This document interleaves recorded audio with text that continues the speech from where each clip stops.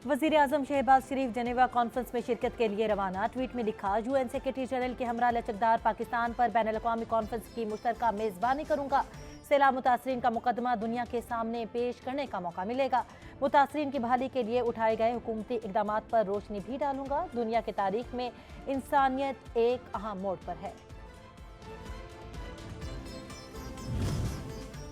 मेशत जल्द बेहतर होगी, ज़र मुबादला ज़खायर भी मुस्तहकम होंगे। वजीर खजाना इसहाक डार कहते हैं इस वक्त ज़खायर 4 नहीं 10 अरब डॉलर हैं। कमर्शियल बैंकों के पास मौजूद 6 अरब डॉलर भी पाकिस्तान के हैं। वाजिबुल अदा कर्ज वक्त पर वापस कर रहे हैं।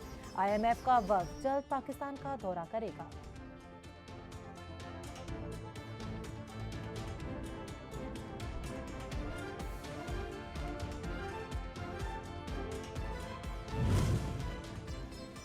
इमरान खान ने एक बार फिर मुआशी सूरत हाल पर इजहार तशवीश कर दिया। कहते हैं हालात तेजी से श्रीलंका जैसी सूरत हाल की तरफ बढ़ रहे हैं।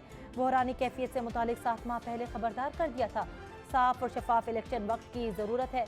मौजूदा हुकूमत दुश्मनों का एजेंडा पूरा कर रही है।